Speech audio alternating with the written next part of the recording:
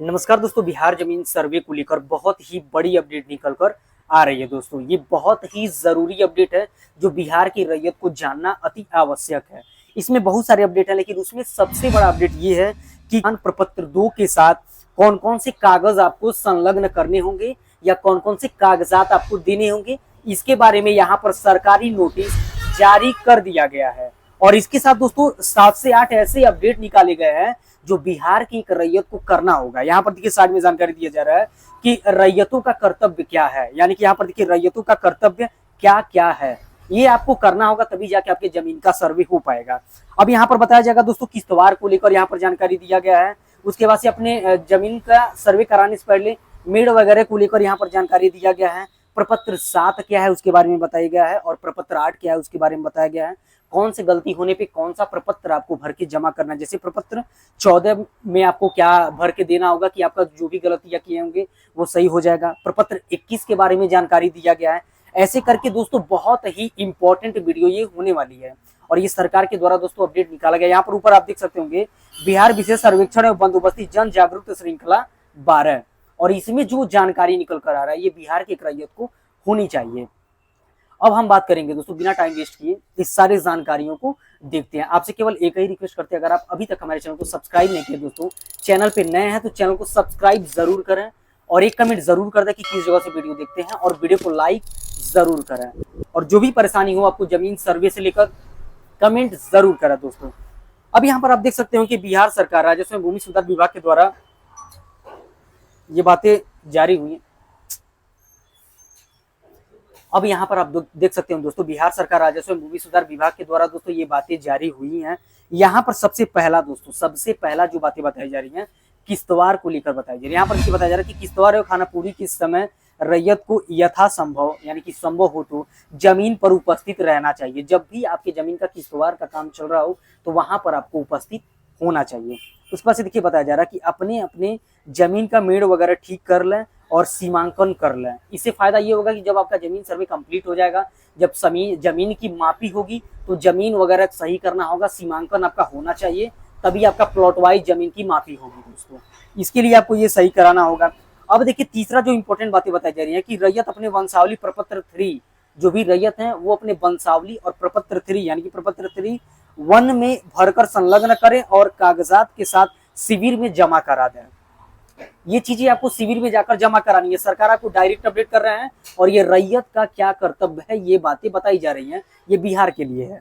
उसके बाद से देखिए दोस्तों बताया जा रहा है कि प्रपत्र 7 एवं एलपीएम यानी कि प्रपत्र 7 एवं एलपीएम मिलने के बाद ठीक से जांच करें। अगर ये आपको मिल रहा है तो मिलने के बाद अच्छी तरीके से इसकी जांच कर लें और गलत होने पर प्रपत्र 8, अगर मान लीजिए इसमें किसी भी प्रकार की गलत हो, प्रपत्र 7 एवं एलपीएम में किसी भी प्रकार की गलतियां आप देख रहे हैं तो इसके लिए प्रपत्र 8 आपको भरना होगा और उसमें आपको अपनी आपत्ति दायर कर देनी होगी। अब यहाँ पर समझते चलिए कि कहाँ पे गलती होगा तो कौन सा प्रपत्र आपको भरना है। उसके बाद से देखिए दोस्तों सुनवाई के बारे में क्या बताया जा रहा है कि सुनवाई के दौरान समय से आप वहां पर उपस्थित रहें, उपस्थित होकर अपने पक्षों को रखें। सुनवाई जब होगा तो समय पे आपको वहां पर उपस्थित रहना होगा और अपने पक्ष को वहां पे रखना होगा। उसके बाद से देखिए बताया जा रहा है कि प्रारूप अधिकार अभिलेख मानचित्र की जांच कर ले, गलत होने पर प्रपत्र 14। प्रारूप अधिकार अभिलेख आप जांच करेंगे, अगर मान लीजिए इसमें कोई भी त्रुटियां रकबा चौधरी खेसरा वगैरह किसी भी चीज की जानकारी अगर आपको लग रहा है कि ये गलत है, गाँव का नाम आपका नाम कुछ भी गलत है उसमें, तो ऐसे में आपको प्रपत्र 14 भरना है और उसमें आपको अपनी आपत्ति दायर कर देनी है। ठीक है, समझते चलिए दोस्तों। इसके बाद से देखिए जो सबसे 10वां बातें जो बताई जा रही हैं यहाँ पर देखिए अंतिम रूप से तैयार अधिकार अभिलेख का मानचित्र के अवलोकन कर लें और गलत होने पर प्रपत्र 21 भर दें और उसमें आपत्ति दायर कर दें। अब यहाँ पर जो बातें बताई जा रही है दोस्तों कि अंतिम रूप से जब अधिकार अभिलेख प्रकाशित होता है तो उसमें मान लीजिए किसी भी प्रकार की त्रुटियां आपको देखने को मिलती हैं, तो ऐसे में आपको क्या करना है, ऐसे में आपको प्रपत्र 21 भरना है और आपको वहां पर आपत्ति दायर कर देना। मोस्ट इंपॉर्टेंट चीज बाकी है दोस्तों कि स्वघोषणा प्रपत्र 2 के साथ आपको कौन कौन से कागजात जमा करने, अभी तुरंत इस पे बात किया जाएगा दोस्तों। 2 अपडेट और है, इसको समझ लीजिए, उसके बाद उस पर बात किया जाएगा। उसके बाद से देखिए बताया जा रहा है कि जरूरत पड़ने पर सर्वेक्षण टीम के साथ रहकर अपने जमीन की चौहद्दी बताना चाहिए। जैसे मान लीजिए जरूरत पड़ेगा, जब आपकी जमीन की सर्वे होगी तो जो भी सर्वे टीम है उनको जरूरत पड़ेगा आपके जमीन की जो भी जानकारी प्राप्त करने के लिए, तो ऐसे में आपको वहां पर होना चाहिए और अपने जमीन का चौहद्दी वगैरह जो भी है रकबा चौहद्दी खेसरे की जानकारी आपको उन लोगों को देना चाहिए। पिछले ही वीडियो मैंने बनाया कि 7 से 8 कागजात आपके पास होना चाहिए, तभी जाके आपकी जमीन का सर्वे हो पाएगा। अगर आप नहीं देखे हैं तो जाके प्रीवियस वीडियो आप देख सकते हैं, बहुत ही इंपॉर्टेंट वीडियो है। अब देखिए दोस्तों, जो एक और जानकारी दिया जा रहा है कि जमीन का विवरण चौहद्दी के साथ प्रपत्र 2 में खेसरेवार भरकर शिविर में जमा करा दें। अब यहाँ पर देखिए ये भी बातें बहुत इंपॉर्टेंट है। जमीन का विवरण जो भी है चौहद्दी के साथ, जमीन का विवरण चौहद्दी के साथ प्रपत्र 2 भरें। प्रपत्र 2 भरने के बाद दोस्तों खेसरेवार भरकर शिविर में जमा करा दे। अगर आपके आसपास में शिविर कार्यालय लगा हुआ है तो वहां पर उसको जमा करा दे। अब देखिए मोस्ट इंपॉर्टेंट बातें जो आ गई कि स्वघोषणा प्रपत्र 2 के साथ निम्न कागजात संलग्न करने होंगे। बहुत सारे भाई को ये लग रहा था कि स्वघोषणा के साथ केवल वंशावली जमा कर देंगे तो हमारे जमीन का सर्वे हो जाएगा, लेकिन ऐसी बातें नहीं है। यहाँ पर देखिए 6 से 7 पॉइंट दिया गया है जो आपको स्वघोषणा प्रपत्र 2 के साथ जमा करना है, और ये बहुत ही इंपॉर्टेंट है।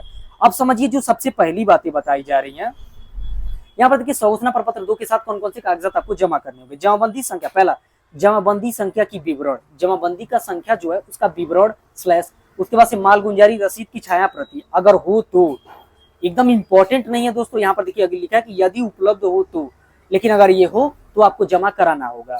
अब इसके बाद से देखिए खतियान की नकल, देखिए खतियानी रैयत कई लोग होते हैं और कई लोग का खतियानी रैयत नहीं होता है, इसलिए यहाँ भी लिखा है कि यदि उपलब्ध हो तो खतियान का नकल अगर आपके पास है तो जमा करा दे, नहीं है तो कोई बात नहीं है। ये 2 बातें तो उपलब्ध हो तो। अब देखिए इंपॉर्टेंट क्या है, मृतक। अब देखिए दोस्तों, अगर मान लीजिए आपके जमीन की जो भी जमाबंदी है वो किसी भी मृत व्यक्ति के नाम पर है, उसके बारे में देखिए क्या बताया जा रहा है कि मृतक जमाबंदी का जो भी है रैयत है, तो मृतक जमाबंदी के रैयत का मृत्यु की तिथि, ये बहुत इंपॉर्टेंट होता है। मृतक जमाबंदी का मृत्यु की तिथि वहां पर मांगा जाएगा, और उसके लिए आपको क्या जमा करना होगा, मृत्यु प्रमाण पत्र। जिस भी व्यक्ति के नाम पे अगर मान लीजिए जमाबंदी और मृत्यु हो चुके हैं, उनका मृत्यु प्रमाण पत्र आपको जमा करना होगा, जिससे उनका मृतक का तिथि निकाला जाता है। अब देखिए इसके बाद से क्या हुआ, आवेदक, जैसे मान लीजिए जो भी आवेदक या हित अर्जन करने वाले, यानी कि जो आवेदक है, जो जमीन अर्जन करने वाले हैं, ऐसे व्यक्ति जो है मृतक के वारिस होने का प्रमाण पत्र, आप उस मृतक के वारिस हैं इसका प्रमाण पत्र आपको जमा करना होगा, जिससे पता चलेगा कि हाँ आपको ही, मतलब आपके ही नाम पे जमीन का सर्वे हो और आप उनके वंशज हो हैं या उनसे कोई भी आप संबंध रखते हैं। इसके लिए आपको अपना एक प्रमाण पत्र स्थापित करना होगा, जिससे पता चलेगा कि आप उनसे संबंध रखते हैं।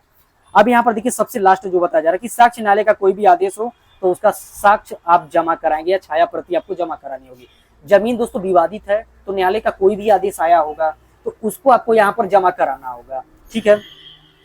इसके बाद यहाँ पर देखिए अधिकार अभिलेख यानी कि खतियान, जैसे कि आप लोग जानते हैं कि एक प्रति शिविर या बंदोबस्ती कार्यालय में अवश्य संलग्न वो अवश्य प्राप्त करें, अवश्य देखिए दोस्तों प्राप्त करें। अधिकार अभिलेख यानी कि खतियान का एक प्रति शिविर या बंदोबस्त कार्यालय से अवश्य प्राप्त कर लें।